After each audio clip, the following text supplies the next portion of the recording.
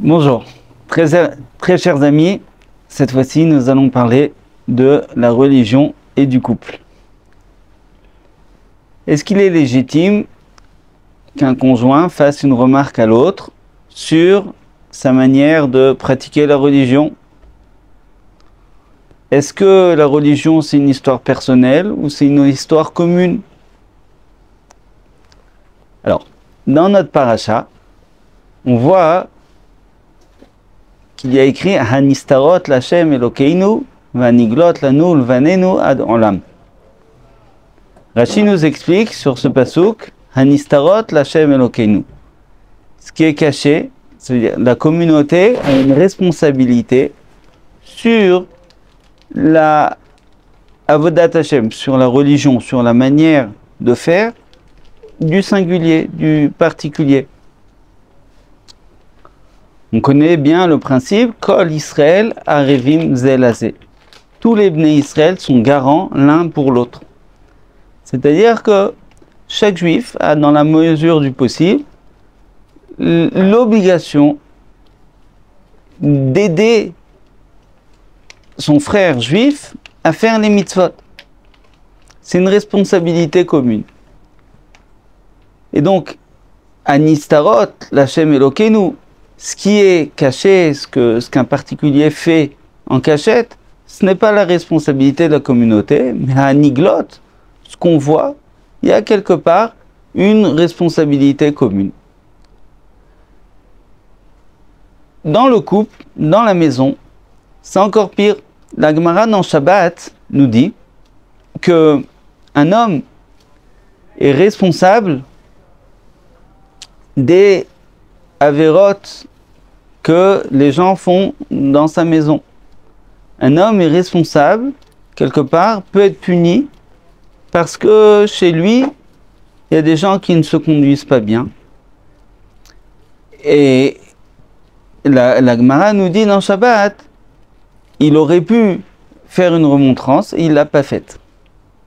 Bien, une fois que je vous ai dit ça, la question est comment faire pour ne pas faire des disputes, des problèmes de couple, des problèmes de shlom bayit. Alors, on va d'abord réfléchir au concept. Comment ça se fait que la Torah nous demande d'être responsable du conjoint, de mon frère, etc. Eh bien, la question est de savoir comment on voit le couple.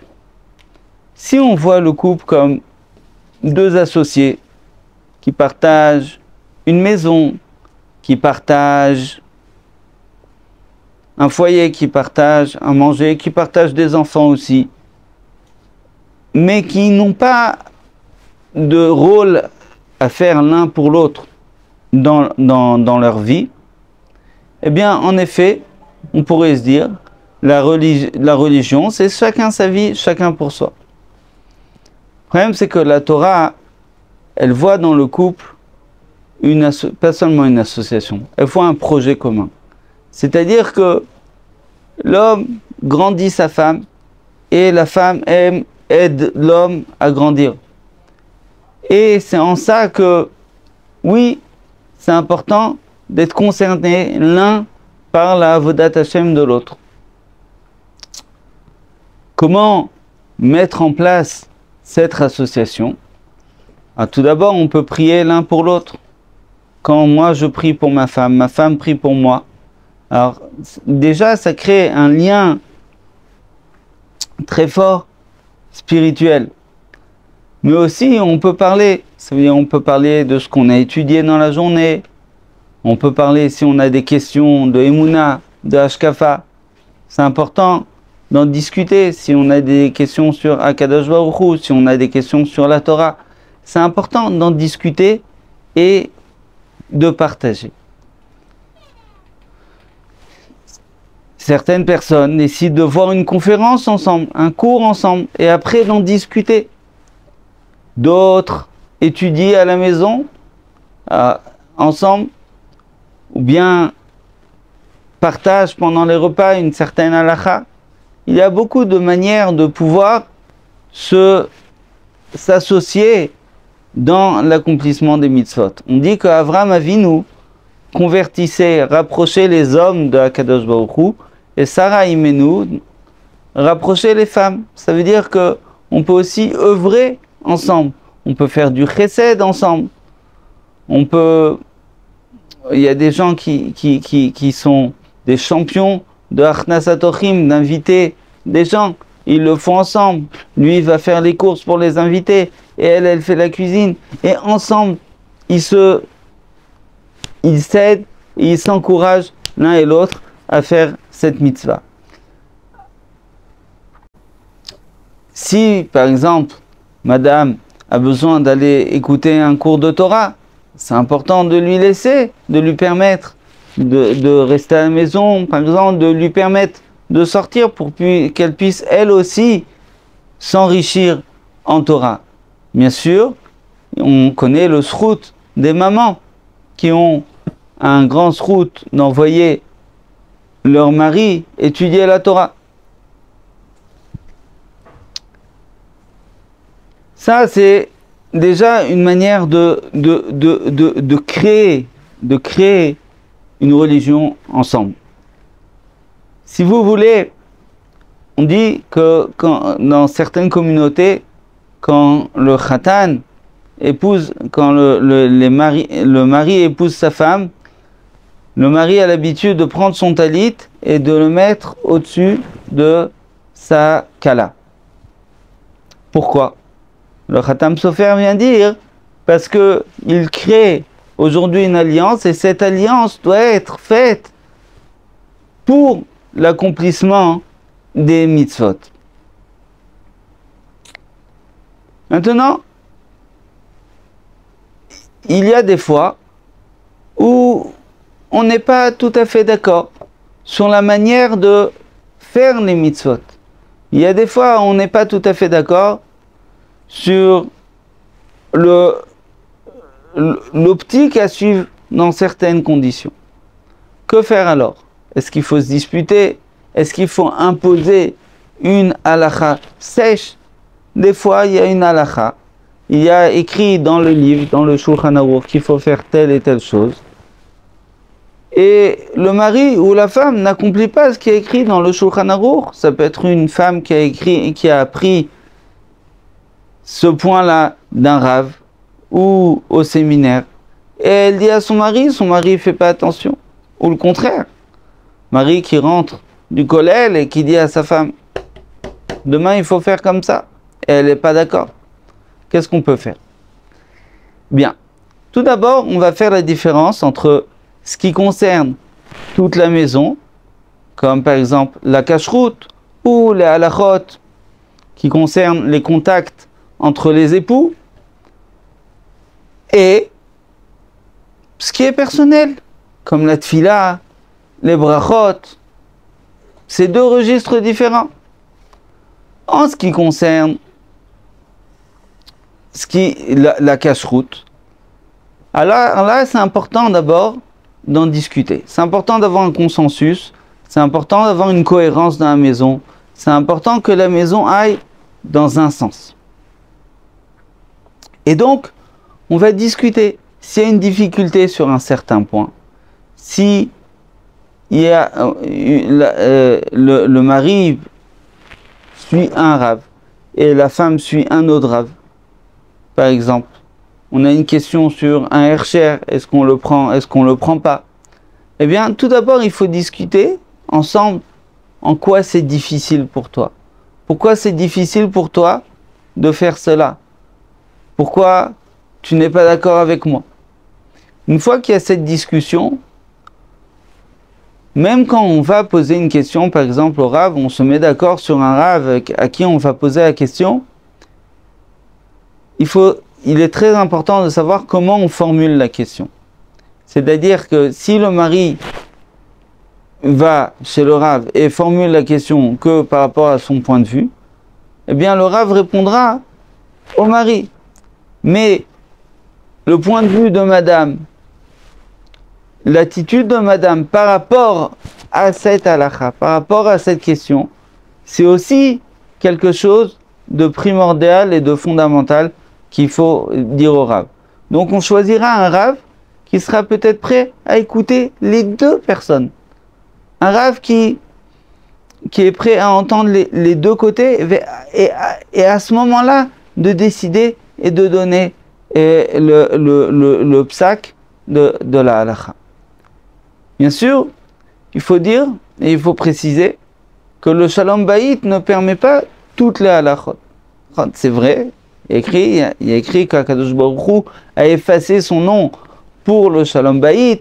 Le Rambam dit, la halakha dit que si on hésite, si on a le choix entre allumer les bougies de Hanouka et les bougies de Shabbat, on allumera les bougies de Shabbat pour le Shalom Bayit.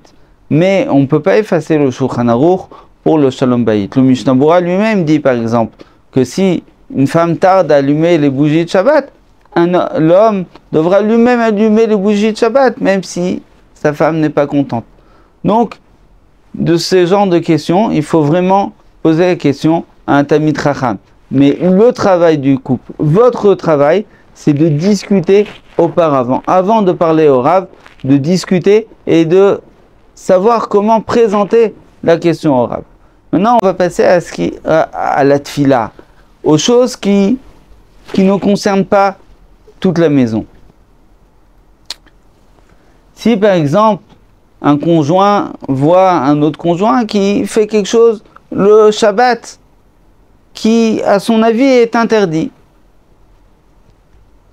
eh bien, oui, il peut faire une remontrance. On a dit qu'on est responsable sur ce qui se passe chez nous à la maison.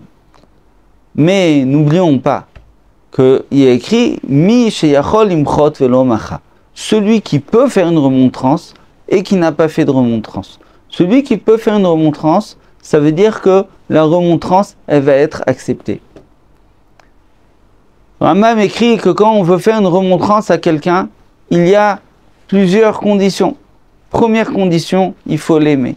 Deuxième condition, il faut lui dire que on lui fait la remontrance que parce qu'on veut son bien. Il ne faut pas l'humilier, il ne faut pas l'offenser. Il ne faut pas l'offenser. Donc, si vous voyez que vous êtes maintenant en dispute, vous êtes en mauvais terme avec votre conjoint, et vous savez que quoi que vous disiez à votre conjoint, il ne va pas vous écouter. Eh bien, ce n'est pas la peine de faire une remontrance. Ce n'est pas la peine de lui dire qu'on n'a pas le droit de faire ça le Shabbat. Si maintenant vous êtes en bon terme et que vous savez comment faire des remontrances, la halakha par exemple dit que vendredi, la Mishnah nous dit qu'un homme doit dire Isartem eravtem adliku et aner. Il faut vendredi, avant Shabbat, l'homme doit veiller à ce que on ait prélevé le maaser, à ce qu'on allume les nérotes. Et la Gemara nous dit une seule chose. La Gemara nous précise Benichuta. Il faut le dire dans le calme. Le vendredi après-midi, l'homme est responsable de certaines choses à la maison, mais il doit le dire dans le calme. La Gemara nous dit que quelqu'un qui ne fait pas de remontrance dans le calme, à la fin, qu'est-ce qui se passe? Il tyrannise tellement la maison que les gens ne veulent même pas lui dire qu'il y a par exemple quelque chose de pas cachère dans le plat et il risque de manger quelque chose de pas cachère. Donc, il faut aussi comprendre la personne en face. Comment lui faire passer les choses. On pourrait prendre un livre et lui dire c'est écrit comme ça. Le problème c'est que ça passe pas. Pourquoi ça passe pas? Parce que quelque part la personne en face a besoin de comprendre pourquoi je lui dis ça. Encore à propos de l'allumage des bougies, la femme de Rav Yosef allumait les nérotes trop tard. Rav Yosef lui a dit, tu sais, dans le désert, Akadosh Baruch Hu, il allumait les colonnes de feu avant les nuées.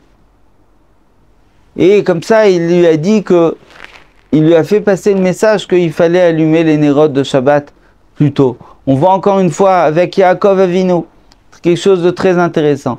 Yaakov Avinu était chez Lavan. Et Akadosh Baruch Hu lui a dit, de partir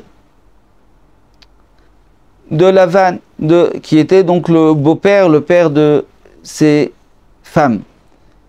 Et Yaakov va chez ses femmes et il lui dit, il dit à ses femmes, voilà, votre père il m'a fait ça, donc je dois partir. Et ses femmes lui disent, si notre père est tellement infâme, eh bien il faut que tu partes en effet. Et la question se pose, mais Akadosh Baruch Hu lui avait dit, il y a 1 minute, Akadosh Baruch Hu lui a dit, pars. Il aurait dû dire à ses femmes, oh bien, on part. Non. Yaakov, s'il a la possibilité d'expliquer à ses femmes, et pas d'imposer, eh bien, il expliquera et il n'imposera pas. Voilà donc quelques instructions qui vont nous aider à régler tous ces petits différends au niveau de la halakha. Bien sûr, nous parlons d'une maison dans laquelle il y a un certain consensus sur l'optique à avoir.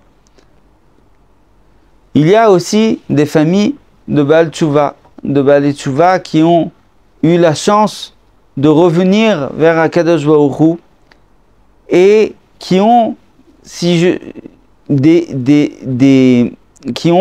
une religion à 2 vitesses. C'est-à-dire que chacun avance, chacun se rapproche d'Akadosh Baruch Hu, mais chacun a son rythme. À ce moment-là, il faut laisser chacun son rythme, chacun avancer comme il se doit. Bien sûr, prendre conseil avec un Rav, un Talmid Chacham, mais à ce moment-là, il faut être très très délicat.